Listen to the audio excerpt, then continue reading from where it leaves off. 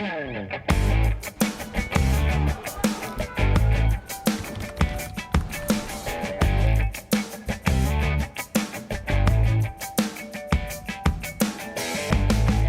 programa de hoje, vamos conversar com o professor de Química da UFRN, Departamento de Química, que conosco vai falar a respeito, né, do que vem aí, né? Tá chegando uma nova patente da Universidade Federal do Rio Grande do Norte, que trata de uma descoberta científica fantástica, que é um novo combustível espacial, né? Descoberta aqui, cientista brasileiro conosco, o professor Robson Fernandes, meu xará. Seja bem-vindo ao Espaço Cidadão.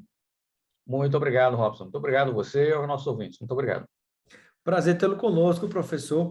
E antes de falarmos sobre essa grande descoberta, esse novo combustível espacial, que em breve aí será, digamos, estará sendo contado com mais uma patente da UFRN, eu gostaria que o professor falasse um pouquinho sobre a qual base de pesquisa pertence e também de onde surgiu a ideia do desenvolvimento desse combustível espacial. Perfeito. Então, vamos lá. Imaginemos um foguete, né? Ele precisa de... O termo técnico, na verdade, mais apropriado é propelente. Por quê?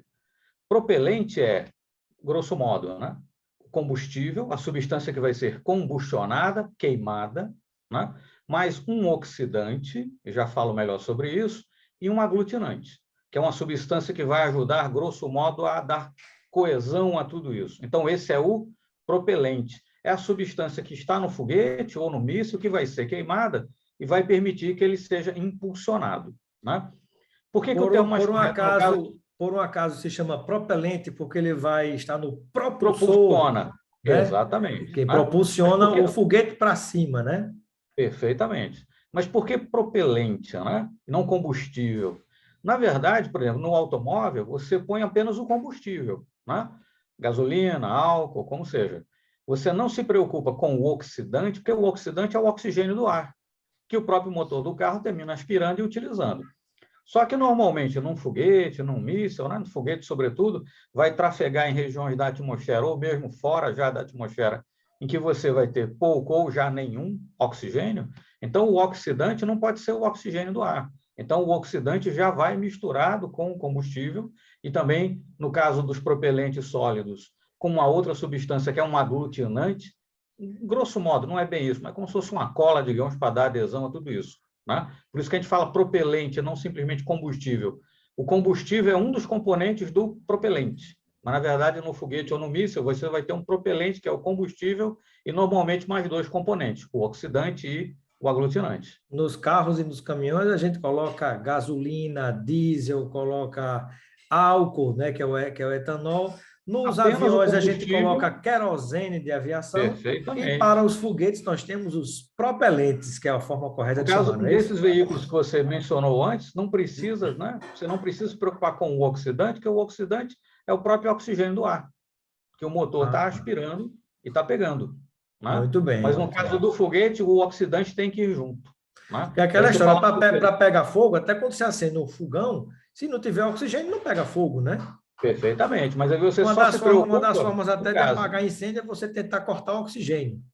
Exatamente. Ainda se faz isso hoje em dia em posto de petróleo, por exemplo, quando pega fogo, né? Coisa do gênero. Sim. Muito bem.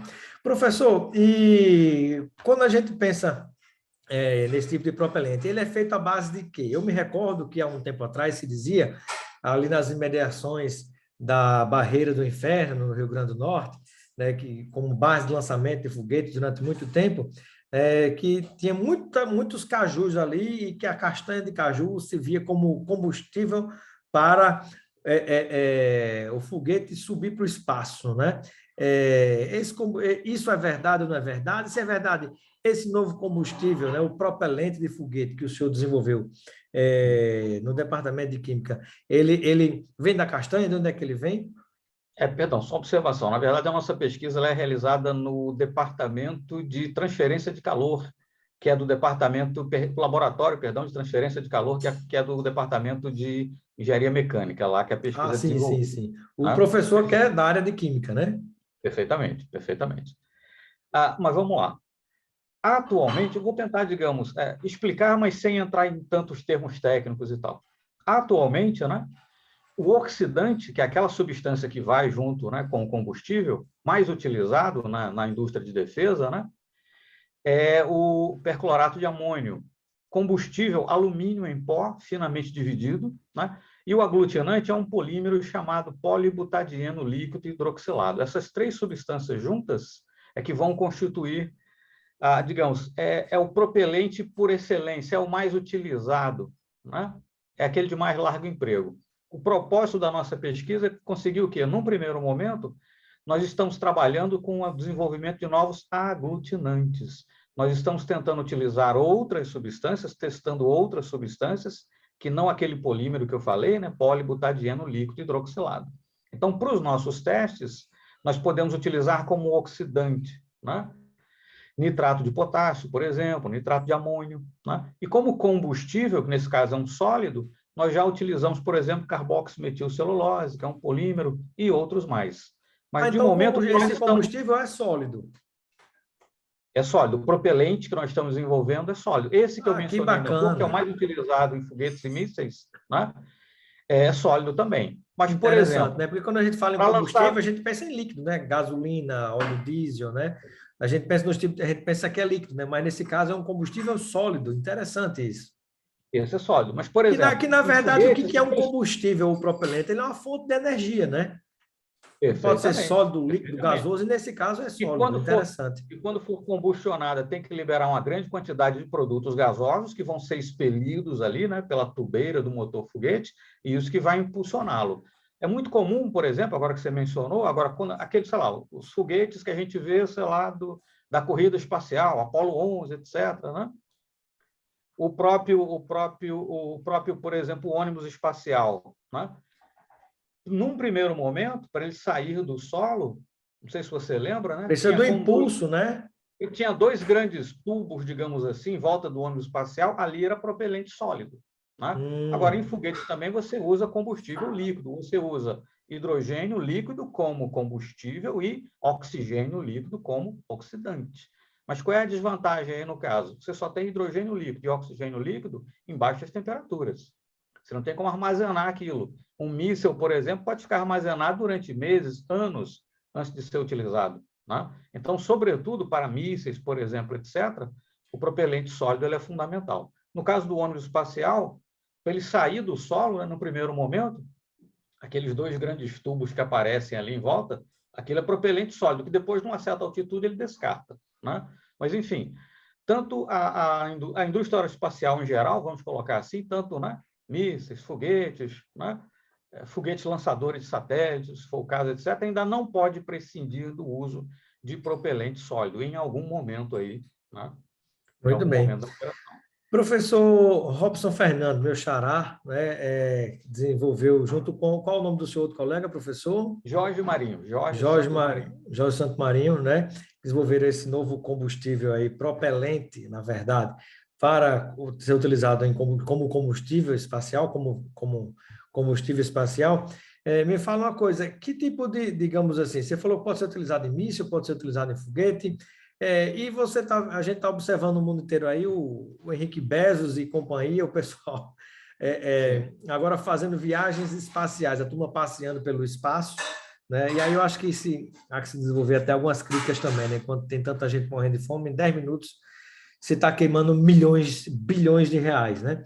Mas, colocando essa questão à parte, professor, esse tipo de combustível ele pode ser utilizado também com essa finalidade? Sim, pode ser utilizado, enfim, para lançar foguetes, para levar, né? Pode ser um foguete tripulado, por exemplo. O pessoal está fazendo geralmente é ir até a baixa atmosfera, né? Sim. Salvo engano, um dia desse, inclusive o ator lá, o William Shatner, né? Foi num daqueles voos, eu acho, promovido lá pelo Elon Musk, qualquer coisa assim, né? Isso. Você vai até a atmosfera baixa, né? Sente um clima ali de falta de gravidade e tal, e depois retorna, né? Dá para Digamos. ver a Terra, pelo menos, né? Dá para provar que não é plana, né? Dá para provar que não é Tirar uma plana. foto, você prova que não é plana, né? Com certeza. Dá para ver a curvatura da Terra muito bem, etc. Né? É por Muito aí. bem. Né? Mas, Professor, enfim, então seria, sendo patenteado, né, ele poderia ser fornecido para toda essa cadeia de de consumidores, digamos assim, né? Privado e do setor público nacional e estrangeiro. Na verdade, esse é o nosso segundo, né, pedido de patente, ainda é um pedido, né? Isso não vai tramitar pelo INPI, etc. O segundo pedido de patente, nós estamos trabalhando especificamente com o desenvolvimento de novos aglutinantes para tentar, né, ser um sucedâneo, né, adequado daquele Aglutinante que é a produto. cola, né? Popular cola, né? Grosso modo. Que Grosso soma modo os é essa elementos função. que formam o combustível, o que a gente chama de Positivo. propelente, Mas, né? exatamente, mas tem que ser uma espécie que também combustione, né, para não ser uma carga inútil, né, na soma ali Tem do que propelente. queimar e ajudar no impulso. Exatamente, exatamente. Né? Mas o propósito é desenvolver cada vez mais isso. Agora, a questão é, como você tem, digamos, a aplicação potencial, né? Vamos botar grosso modo, indústria aeroespacial, vamos incluir aí mísseis também, setor de defesa, né? Mas, de qualquer forma, o nicho potencialmente interessado, o público consumidor potencial, por assim dizer, evidentemente é bastante restrito. Né? Não é como você dizer que criou uma nova marca de um novo sabor de refrigerante, que, em princípio, qualquer um pode se interessar em consumir. Né? Então, o nicho, o mercado potencial consumidor, ele é bastante mais restrito. Né? O cidadão comum não vai se interessar em comprar um propelente para foguetes. Né?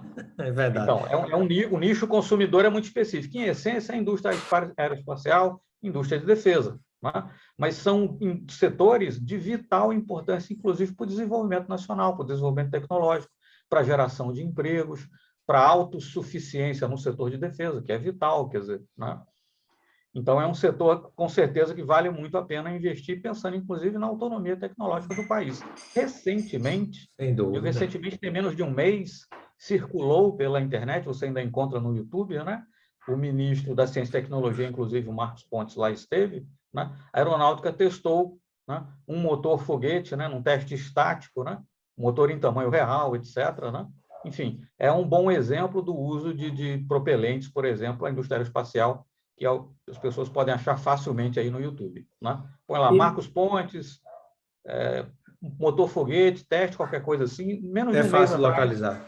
a própria Professor, aeronáutica lançou o vídeo. e com relação a esse que o senhor desenvolveu aí na Universidade Federal do Rio Grande do Norte, né, esse novo combustível espacial, vamos assim Perfeito. chamar, ele já passou por testes? Onde é que esses testes aconteceram? De alguma maneira se utilizou ou poderá vir a se utilizar a própria Barreira do Inferno aí no Rio Grande do Norte, que é um centro que já foi, né? Me parece que tem os setores desativados, mas me parece que já foi o maior centro de lançamento de foguetes da América Latina, não é? Com o surgimento, né, do centro de lançamento em Alcântara, no Maranhão, né, No a Barreira Maranhão. perdeu um tanto da sua primazia, né? Mas, ao que me conste, ainda está ativa. Né? Com relação aos testes do propelente, isso é feito em escala de laboratório, né? Utilizando um motor foguete com cerca de 15 a 20 centímetros de comprimento, cerca de 5, 6 centímetros de diâmetro. Né?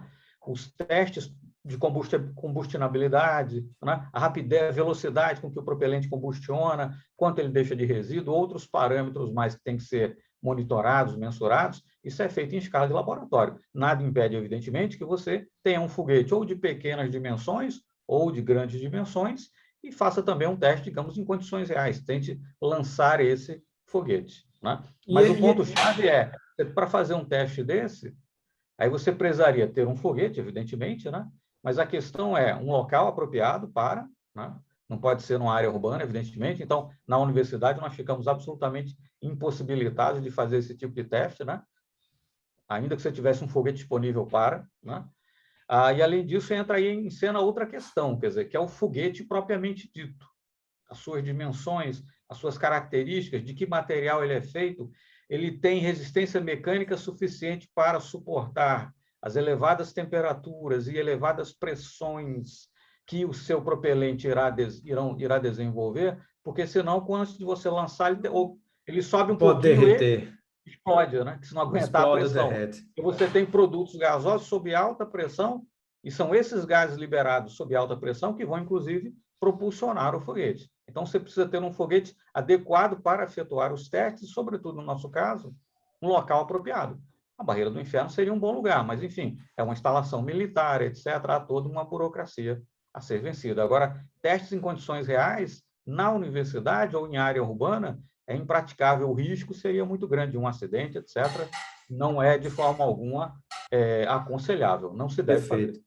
Professor Robson Fernandes, e quando a gente pensa, por exemplo, no tipo de material para a fabricação desse combustível espacial que foi desenvolvido aí na UFRN, qual é o nome do tipo desse material e onde é que ele pode ser encontrado na natureza e de que forma? Não, as substâncias, vou voltar àquele propelente que eu falei que é o mais Sim, utilizado, né? Perclorato de amônio como oxidante, alumínio em pó o como alumínio em combustível, pó, né?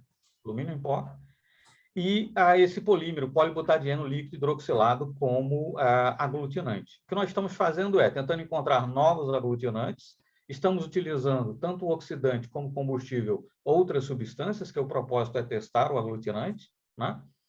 E a questão é, essas substâncias químicas também é uma área, acho que é aí que você pretende chegar talvez, existem pesquisas tentando, por exemplo, substituir aquele oxidante, que é o perclorato de amônio, né, por outros oxidantes, né? Porque o perclorato de amônio, por exemplo, quando ele combustiona, né, junto com, né, as outras espécies que compõem o propelente, ele termina liberando HCl, cloreto de hidrogênio, que em contato com as moléculas, as gotículas de água na atmosfera, termina formando ácido clorídrico. Então, há uma busca, digamos, por novas substâncias, tanto o aglutinante, quanto o combustível, quanto o oxidante, né? Esse tripé que forma o propelente, que sejam, digamos, ecologicamente mais corretas, né? Mais aceitáveis, sim, existe uma busca, né?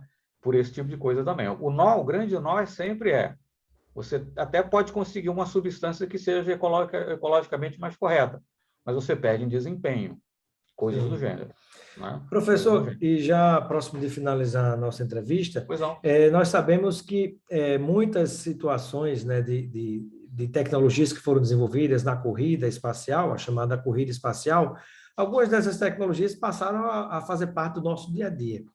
Quando a gente pensa nesse tipo de combustível desenvolvido, é possível pensar em algum dia que algo desse tipo ou semelhante possa ser utilizado para carros, para veículos comuns, né? Se de repente se usa uma quantidade gigantesca para um foguete e de repente um quadradinho, já que é um combustível sólido, bota um quadradinho lá e funciona para impulsionar um carro ou um trator no agro, não sei, algo desse tipo? Certo. Não, potencialmente falando, é tudo uma questão de engenharia, né? Mas nós passamos dos combustíveis líquidos, né? Essencialmente derivados do petróleo, que ainda são abundantes, né? Passamos depois para combustíveis de origem vegetal, né? Biodiesel, o próprio etanol, né? Que no nosso país 25% da nossa gasolina é aditivada com ele.